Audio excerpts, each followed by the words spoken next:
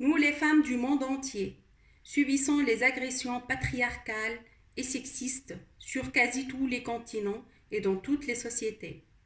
Celles d'entre nous qui parcourons ce monde sont le droit de le faire, à cause du préjudice de notre naissance, du lieu, de notre genre ou de notre sexe.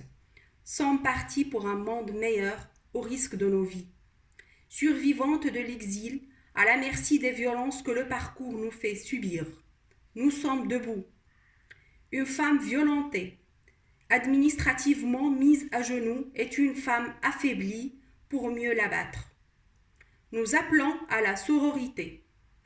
Nous t'appelons, sœurs, à nous rejoindre dans notre combat pour la dignité. Ici en France, à la merci des hébergements contre du service sexuel, des violeurs, des profiteurs de notre vulnérabilité administrative, du silence imposé par la situation d'illégalité.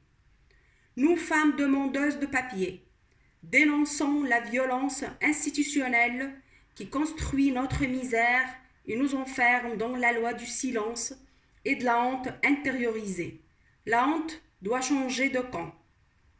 Nous, les combattantes, venues des différents pays, nous avons participé aux manifestations du 30 mai, du 20 juin et marché depuis plusieurs villes pour arriver à Paris à la grande manifestation du 17 octobre.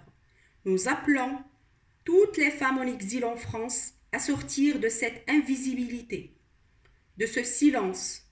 Et nous, féministes, portons les revendications pour une régularisation de tous et toutes, sans condition, qui nous sortira, nous et nos sœurs, des violences construites par un État patriarcal qui se donne le droit d'écraser. Pour la fermeture des prisons administratives, les CRA, qui menacent, font peur et nous obligent au silence. Et nous réclamons, pour toutes et tous, un endroit digne pour vivre, des logements pour toutes et tous. Nous sommes là parmi les femmes violentées. Toutes soyons unies. Femmes que l'on isole, que l'on maltraite, que la peur et la honte musellent. Debout, en route pour l'acte 4 de la marche des solidarités le 18 décembre.